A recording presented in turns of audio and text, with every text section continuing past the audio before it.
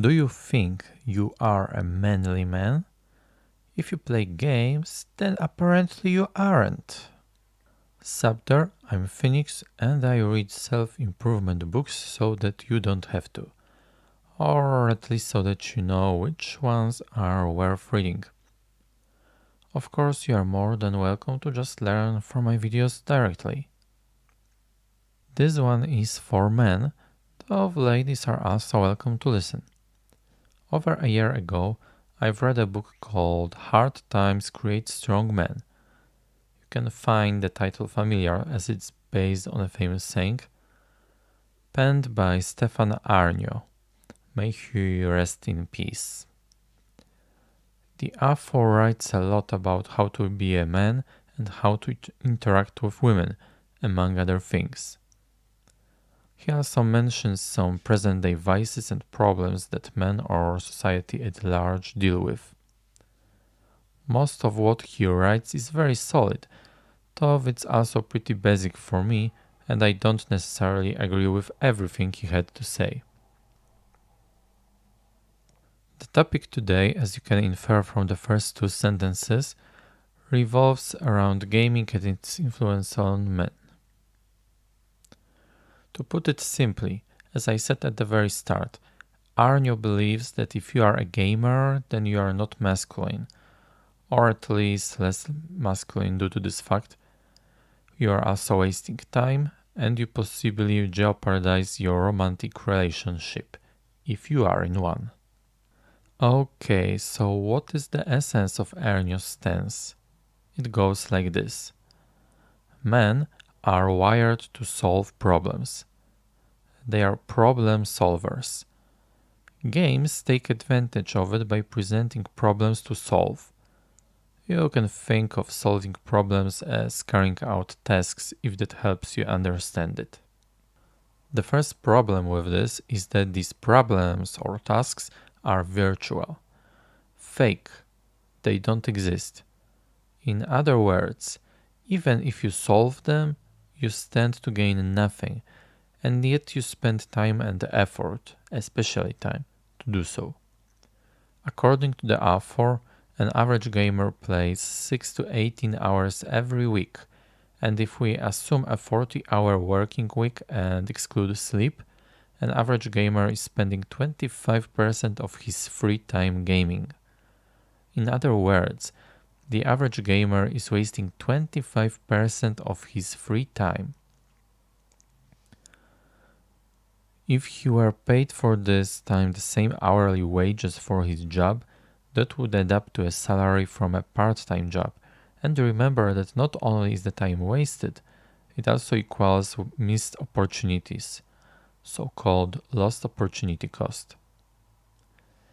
And according to the author, an average gamer is 30 years old, which means this is an issue that involves adult men. Games are attractive to a male mind not only because they offer interesting problems or tasks to tackle, but also because they offer instant gratification by creating constant dopamine hits. In other words, they are an easy pleasure. Even if the game gets harder and you don't get those dopamine hits just as frequently, which is pretty much the case in level up games where it takes more and more points to reach the next level, the player is still often retained because he doesn't want his efforts so far to go to waste. I.e., it's the sunk cost fallacy at play here. And this is all done on purpose to keep you playing. And that's not all. Success in games, although illusory, is much quicker and easier to achieve than in real life, whereas you need to be patient and endure, and often pay some price, to achieve long-term gratification in real life. The author says that the ability to prioritize the long-term gratification is part of being a man. In other words, you are not even a man if you can do this. This makes games even more of a trap. The worst thing about it all, as far as the author is concerned, however, is not just the lost time, including the lost opportunities, but also distraction. Games distract people from reality. In particular, in men's case, they distract men from manly, worthwhile pursuits in real life. The author also adds women into the equation. He says women intuitively understand how meaningless games are, and so they dislike it when men prioritize games over serious work or ambitions, or if they are indeed even play games too often. A woman finds a man who works on his purpose every day masculine and attractive, if also because it benefits her, their progeny, and the society at large. Accordingly, the less a man works on his purpose, the less attractive he is in a woman's eyes, and the more he plays games, the more it interferes with his pursuit of his goals. It makes men look unmanly in women's eyes, perhaps because it looks as if men are running away from hardship and actual problems embedded in reality rather than in an electric device. If a man keeps doing it, he's likely going to lose his woman as she will look for someone who doesn't waste his time on gaming. As for the author's conclusion, it's simple. You can game if you want, but you should know that gaming is like alcohol and weed. It's a quick pleasure that can destroy you in the long run if you let it. It wastes your time, it distracts you from developing yourself, it makes you waste your potential, it limits how far you can go in your life, and it also disrupts your relationships with others, particularly women. Thus, the author suggests to stop gaming or only spend a minimum of your time on it. You should instead learn new skills or advance in your career, i.e., focus on your real life goals.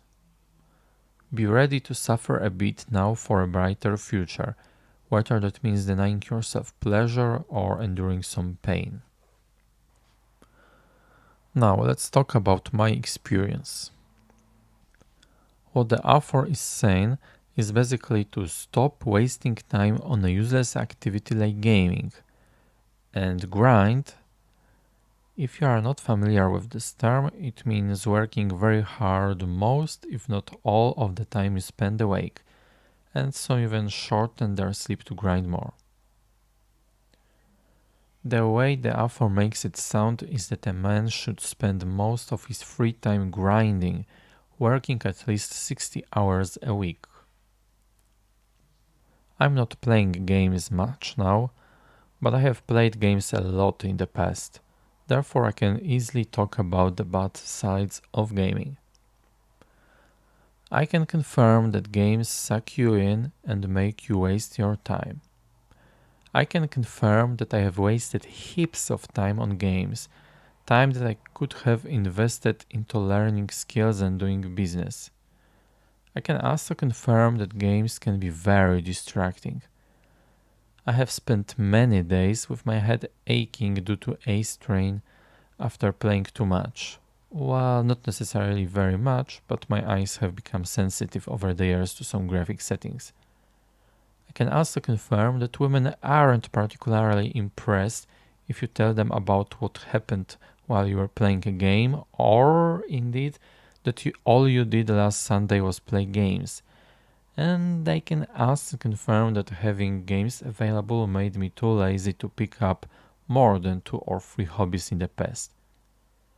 I can also confirm that being in your mid-20s or older doesn't make you immune to games and their appeal, especially if you have grown up playing games.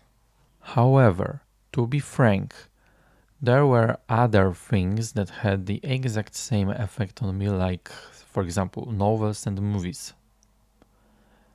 Gaming was merely adding more variety alongside them.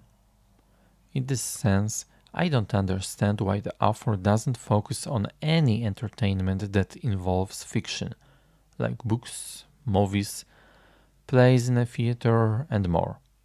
Perhaps he hadn't thought about that issue that deeply. As for hard work and grinding, I think it's only proper for a man to work hard. However, a man should still relax and rest regularly. There's a reason why labor laws in civilized countries restrict employment to a 40-hour work week, 8 hours per day. There's also a reason why the Bible says to chill out on Sundays instead of working the whole week. If you are young and healthy and want to earn some extra cash, fine, do it if you want. However, remember that it will cost you some health in the long run. I have worked almost without any holidays for 5 years in a row until recently.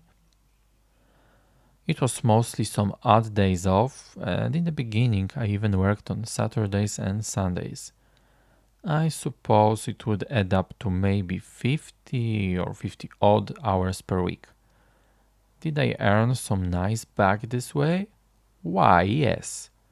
But it cost me a total burnout, and I ended up finding it harder and harder to work, even after I started to take breaks first on Sundays and then on Saturdays as well. I ended up having less work and had some odd days off on most weeks, but even then I was still suffering from burnout. It took me at least 4 months of no work at all to stop feeling quite tired and unmotivated. And it wasn't just that I was resting, I also had to work on my diet and such. What I want to say is that you must prioritize your health. This means a healthy diet. From my experience and to my knowledge, a ketogenic diet is a very good option if you know how to do it properly, which often takes some trial and error and a lot of research. And also optimized sleep and some regular physical activity. Personally, I advise high intensity training rather than cardio. Additionally, avoid as much stress as you can. You only know how important health is once you have some problems with it. As for gaming, I think it's perfectly fine to game a bit on Friday evening and on Sundays. The biggest key is self-control. You should be able to very strictly control how much time you spend gaming. Set an alarm if you need to. And quit whenever you should do so, without dragging your feet.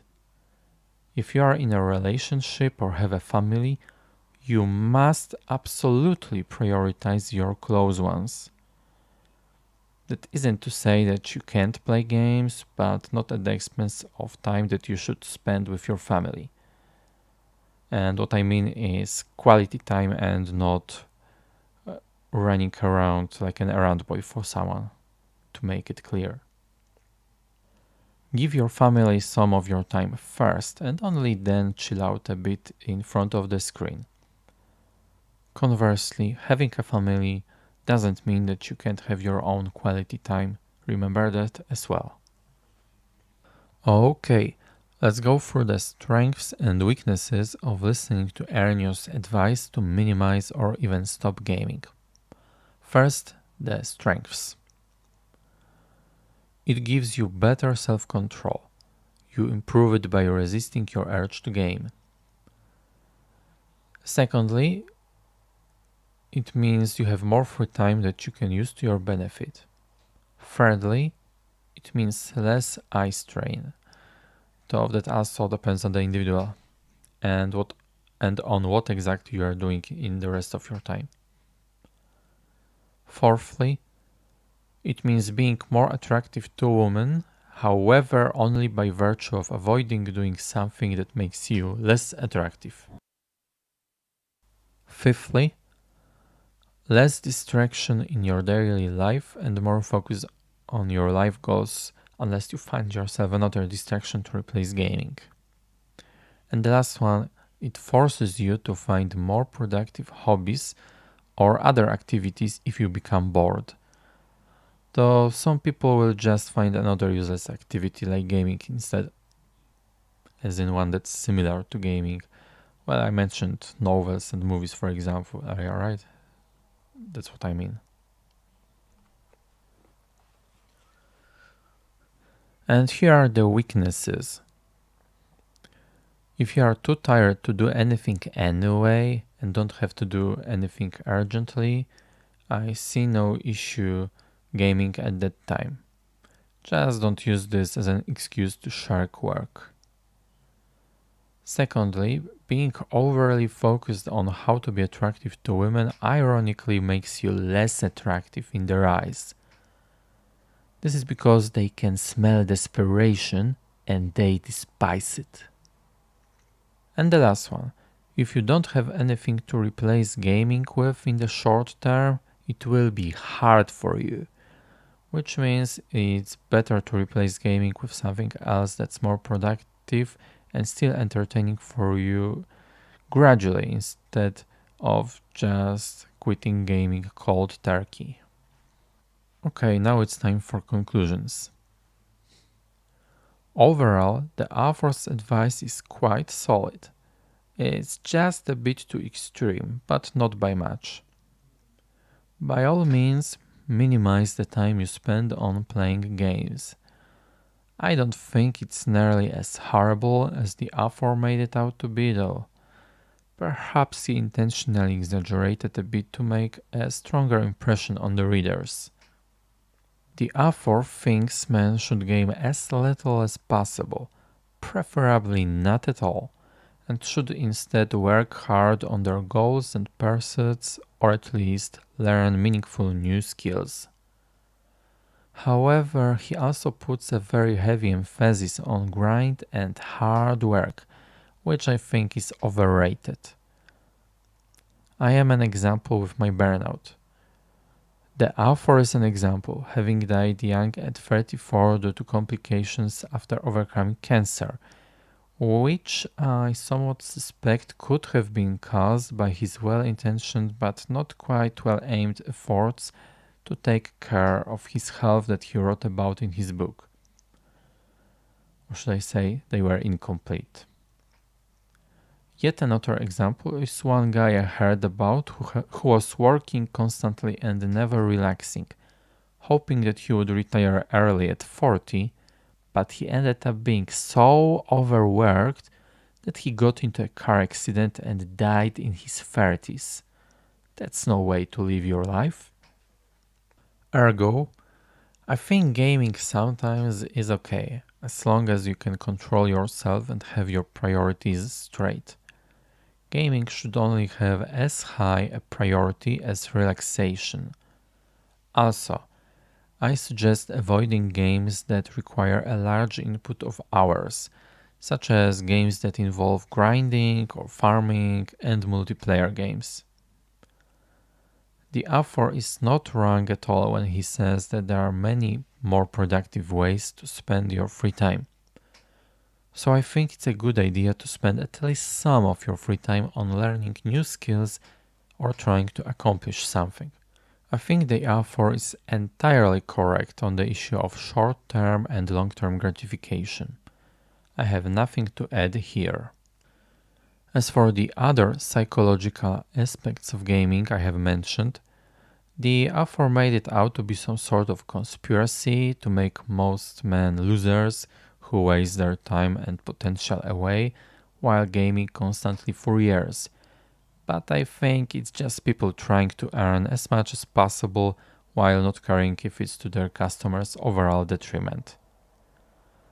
Even if there's any such malice involved, I think the quote-unquote baddies just saw an opportunity in gaming at some point, and there's no malicious design to games per se. Well, perhaps except the woke elements that have surfaced in recent years. The author also mentioned how women come into play here, and I agree with what he has to say about it. At most, I would suggest that there's more selfishness involved on their part, and less concern for the men, the society, and the children, with the last possibly being an exception. He probably gauged women's opinion of gamers and gaming quite accurately. I just don't agree with quitting gaming just to be more attractive to women, and I have already mentioned the reason why. On a side note, it may be a bit difficult to stop gaming quickly if you are addicted to it, especially since many other things you can use to replace gaming will prove boring. And because you are probably used to quick successes and frequent easy dopamine hits that average hobbies and work won't provide.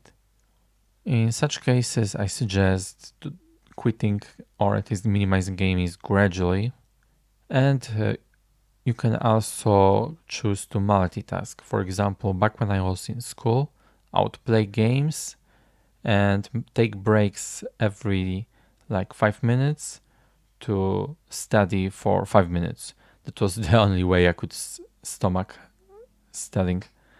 So you can do something like that. But the more attention your game requires, the less effective it will be because you just won't stop the game. Also, if you are hardcore, then you can try to design your game or its elements somehow in such a way that it lets you, for example, learn new things, which will be very hard, but it's not impossible. I hope you enjoyed and perhaps learned from my review. Thank you for watching. I will continue to review self-improvement concepts and methods, so if you are interested in seeing more in the future, then please be a good boy or good girl and like and subscribe. I also invite anyone who has had experience with quitting gaming or who has read Aarnio's book to share their impressions in the comments.